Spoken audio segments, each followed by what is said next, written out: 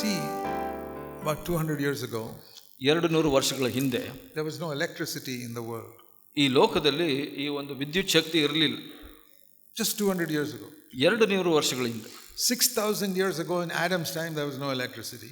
6000 ವರ್ಷಗಳ ಮೊದಲು ಕೂಡ ಅಲ್ಲಿ ವಿದ್ಯುತ್ ಶಕ್ತಿ ಇರಲಿಲ್ಲ ಆದಾಮನ ಸಮಯದಲ್ಲಿ. If Adam wanted to get some light, he had to rub some stones and get a fire and light a wood piece. ಆದಾಮನಿಗೆ ಬೆಂಕಿ ಬೇಕು ಅಂದ್ರೆ ಯಾವುದೋ ಒಂದು ಕಲ್ಲನ್ನು ಉಜ್ಜಿ ಅದರಿಂದ ಬೆಂಕಿಯನ್ನು ಪಡ್ಕೊಳ್ಬೇಕಾಗಿತ್ತು. That's how they produced a fire and they could get some light. ಅಲ್ಲಿ ಒಂದು ಬೆಂಕಿಯನ್ನು ಉಂಟು ಮಾಡ್ತಾ ಇದ್ರು, ಬೆಳಕನ್ನು ಪಡ್ಕೊಳ್ತಾ ಇದ್ರು. 200 years ago also they had to light a candle or light something, a lamp or something, and get light with a fire. ಹಾಗೆ 200 ವರ್ಷಗಳ ಹಿಂದೆ ಕೂಡ ಹಾಗೆ ಮಾಡ್ತಾ ಇದ್ರು ಬೆಳಕನ್ನು ಪಡ್ಕೊಳ್ಳಿಕ್ಕೆ. For 5,800 years man was getting light by lighting a fire. ಹಾಗೆ 5,800 ವರ್ಷಗಳ ಕಾಲ ಅವರು ಬೆಳಕು ಬೇಕು ಅಂದ್ರೆ ಹೀಗೆ ಒಂದು ಬೆಂಕಿಯನ್ನು ಹಚ್ತಾ ಇದ್ರು. For nearly 5,900 years. 5,900 ವರ್ಷಗಳ ಕಾಲ. ಸುಮಾರು in the last 100 years or so, ಈಗ 100 ವರ್ಷಗಳಲ್ಲಿ ನಾವು ನೋಡಿದ್ರೆ even the poor homes, they have electricity. ಒಂದು ಬಡ ಒಂದು ಮನೆಯಲ್ಲಿ ಕೂಡ ಆ ಒಂದು ವಿದ್ಯುತ್ ಶಕ್ತಿ ಇರುತ್ತೆ. You don't have to light a fire now. ಅಲ್ಲಿ ಒಂದು ಬೆಂಕಿಯನ್ನು ಹತ್ತಿಸಬೇಕಾಗಿಲ್ಲ. Put on a switch. ಆ ಒಂದು ಸ್ವಿಚ್ ಹಾಕಿದ್ರೆ ಬೆಳಕು ಬರುತ್ತೆ. You know why these lights are burning?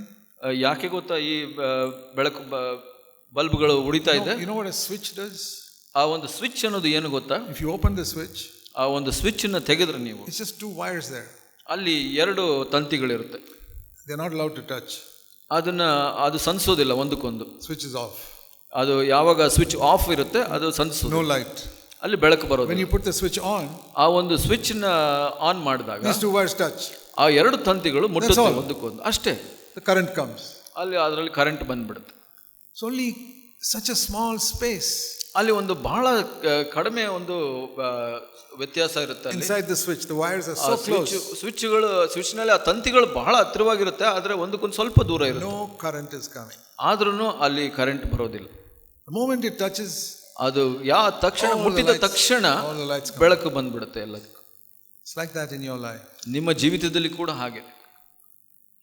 It's only a small thing, distance.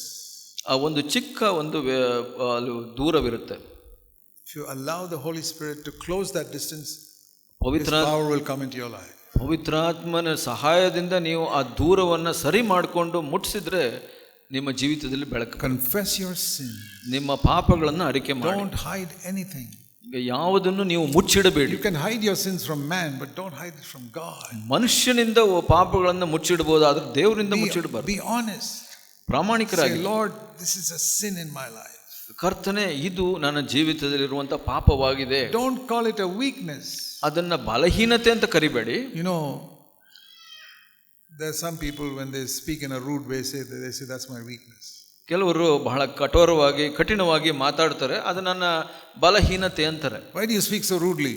ಯಾಕೆ ಕಠಿಣವಾಗಿ ಮಾತಾಡ್ತೀಯ ನೀನು? That's my weakness. ಅದು ನನ್ನ ಬಲಹೀನತೆ ಅಂತ.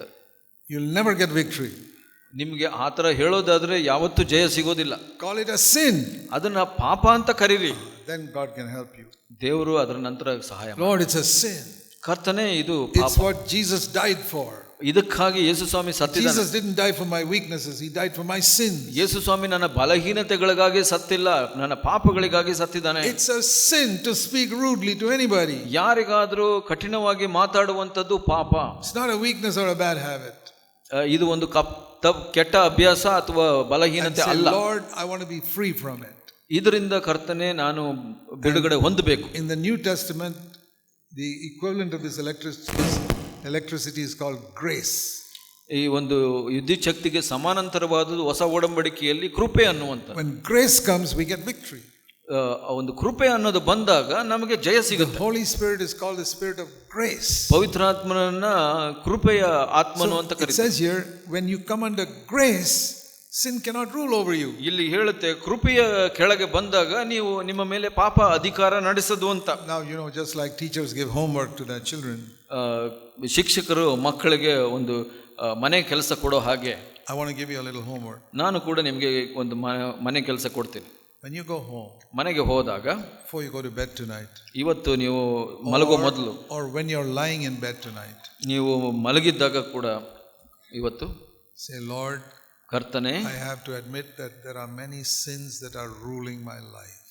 ನಾನು ಹೇಳಬೇಕು, ಕರ್ತನೆ, ಬಹಳಷ್ಟು ಪಾಪಗಳು ನನ್ನ ಮೇಲೆ ಅಧಿಕಾರ ಮಾಡ್ತಾ ಇದೆ. Bad thoughts, ಕೆಟ್ಟ ಯೋಚನೆಗಳು, bad words, ಕೆಟ್ಟ ಮಾತುಗಳು, bad actions, ಕೆಟ್ಟ ಕಾರ್ಯಗಳು, and bad attitudes to other people. ಬೇರೆಯವರ ವಿರುದ್ಧವಾಗಿ ಕೆಟ್ಟ ಮನೋಭಾವಗಳು. I know you forgive me because I confess them. ಅದನ್ನ ನಾನು ಅರಕೆ ಮಾಡಿದ್ದೀನಿ, ನೀನು ಕ್ಷಮಿಸ್ತೀಯ, ನನಗೆ ಗೊತ್ತು. I want you to deliver me from them. ಆದರೆ ಅದರಿಂದ ನನ್ನನ್ನು ರಕ್ಷಿಸು ಸ್ವಾಮಿ. Please give me the Holy Spirit of grace. ಈ ಒಂದು ಕೃಪೆಯ ಆತ್ಮನನ್ನು ನನಗೆ ಕೊಡು ಸ್ವಾಮಿ, ದಯವಿಟ್ಟು. You think he won't give it to you? ಏನು ಅನ್ಕೊಂತೀರಾ ನೀವು, ನಿಮಗೆ ಕೊಡೋದಿಲ್ಲ ದೇವರು ಅಂತ? If your son asks for bread, will you give a stone? ನಿಮ್ಮ ಮಗನು ಒಂದು ರೊಟ್ಟಿಯನ್ನು ಕೇಳಿದ್ರೆ ಕಲ್ಲನ್ನು ಕೊಡ್ತೀರಾ ನೀವು? See Luke 11:13.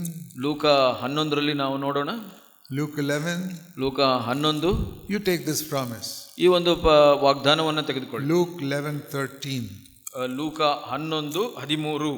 If you being evil know how to give good gifts to your children, how much more will your heavenly Father give the Holy Spirit to those who ask him? ಹಾಗಾದರೆ ಕೆಟ್ಟವರಾದ ನೀವು ನಿಮ್ಮ ಮಕ್ಕಳಿಗೆ ಒಳ್ಳೆ ಪದಾರ್ಥಗಳನ್ನು ಕೊಡಬಲ್ಲವರಾದರೆ ಪರಲೋಕದಲ್ಲಿರುವ ನಿಮ್ಮ ತಂದೆಯು ತನ್ನನ್ನು ಬೇಡಿಕೊಳ್ಳುವವರಿಗೆ ಎಷ್ಟು ಹೆಚ್ಚಾಗಿ ಪವಿತ್ರಾತ್ಮ ವರವನ್ನು ಕೊಡುವನಲ್ಲವೇ? There are many mothers and fathers here.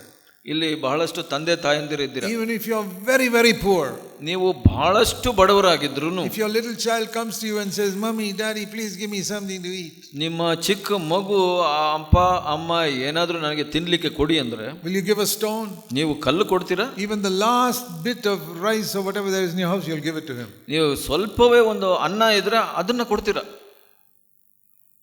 Jesus said, your Father in heaven is better than that. ಯೇಸು ಸ್ವಾಮಿ ಹೇಳಿದ್ರು, ಪರಲೋಕ ತಂದೆ ಅದಕ್ಕಿಂತ ಉತ್ತಮನು ಅಂತ. Like your child says, Mommy, I'm hungry. ಒಂದು ಮಗು ಹೇಳುತ್ತೆ, ಅಮ್ಮ ನಾನು ಹಸಿವೆಯಿಂದ ಇದ್ದೇನೆ. God, I'm hungry. ಕರ್ತನೆ, ನಾನು ಹಸಿದಿದ್ದೇನೆ. Fill me with the Holy Spirit. ಪವಿತ್ರಾತ್ಮನಿಂದ ತುಂಬಿಸು Swami. And believe. ಮತ್ತೆ ನಂಬಿ. He will do it. ಆತನು ಮಾಡ್ತಾನೆ. Lord, deliver me from sin. ಕರ್ತನೆ, ಪಾಪದಿಂದ ನನ್ನನ್ನು ಬಿಡುಗಡೆ ಕೊಡು. Give me a pure heart. ನಿನ್ನ ಶುದ್ಧ ಹೃದಯವನ್ನು ನನಗೆ ಕೊಡು ಸ್ವಾಮಿ. And it says, blessed are those who have a pure heart. ಶುದ್ಧ ಹೃದಯವುಳ್ಳವರು ಧನ್ಯರು ಅಂತ ಹೇಳಿದ. That means the blessing of God will come upon your life when your heart is pure. ನಿಮಗೆ ಶುದ್ಧ ಹೃದಯವಿದ್ದಾಗ ದೇವರ ಆಶೀರ್ವಾದವು ನಿಮ್ಮ ಮೇಲೆ ಬರುತ್ತೆ. ಅದರ ಅರ್ಥ I can testify that in my life for more than 40 years. ನಾನು 40 ವರ್ಷಕ್ಕಿಂತ ಹೆಚ್ಚಿನ ಅಂಶ ಕಾಲದಲ್ಲಿ ನಾನು ಅದಕ್ಕಾಗಿ ಸಾಕ್ಷಿಯಾಗಿದ್ದೇನೆ. The blessing of God came upon my life. ನನ್ನ ಜೀವಿತದ ಮೇಲೆ ದೇವರ ಆಶೀರ್ವಾದವು ಬಂತು. It came upon my body. ನನ್ನ ಶರೀರದ ಮೇಲೆ ದೇವರ ಆಶೀರ್ವಾದ ಬಂತು. It came upon my finances. ನನ್ನ ಆರ್ಥಿಕ ಪರಿಸ್ಥಿತಿ ಮೇಲೆ ನನ್ನ ದೇವರ ಆಶೀರ್ವಾದ came upon my children. ನನ್ನ ಮಕ್ಕಳ ಮೇಲೆ ದೇವರ ಆಶೀರ್ವಾದ everywhere. ಎಲ್ಲದರಲ್ಲೂ. He wants to bless you to overflowing. ನೀವು ತುಂಬಿ ಹರಿಯಬೇಕು, ಅಷ್ಟೊಂದು ಆಶೀರ್ವದಿಸಲಿಕ್ಕೆ ಆಶಿಸ್ತಾರೆ ದೇವರು. He loves all his children equally. ಎಲ್ಲ ಮಕ್ಕಳನ್ನ ಸಮಾನಾಂತರವಾಗಿ ದೇವರು ಪ್ರೀತಿಸ್ತಾರೆ. What he did for me, he'll do for you. ಕರ್ತನು ನನಗೆ ಮಾಡಿದ್ದನ್ನು ನಿಮಗೂ ಮಾಡ್ತಾನೆ. But you must seek him with all your heart. ಆದರೆ ನೀವು ನಿಮ್ಮ ಪೂರ್ಣ ಹೃದಯದಿಂದ ಆತನನ್ನು ಹುಡುಕಬೇಕು. You must say, Lord Jesus, you are number one in my life. ನೀವು ಹೇಳಬೇಕು, ಯೇಸು ಸ್ವಾಮಿ, ನೀನು ನನ್ನ ಜೀವಿತದಲ್ಲಿ ಮೊದಲನೆಯವನು ಅಂತ.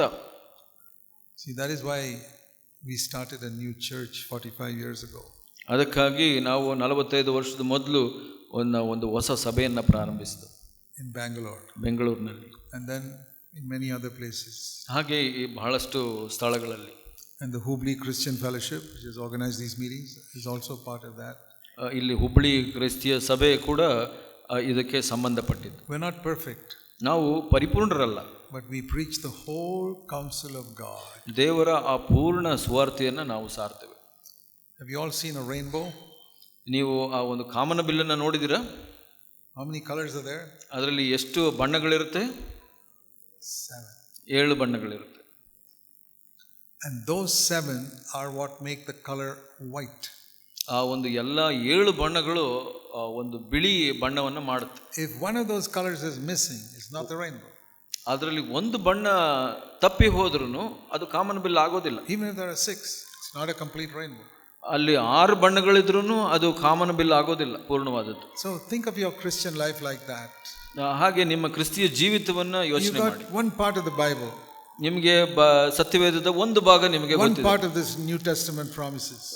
ಒಂದು ಭಾಗ ಹೊಸ ಒಡಂಬಡಿಕೆಯ ವಾಗ್ದಾನಗಳು ಗೊತ್ತಿದೆ. You're missing something.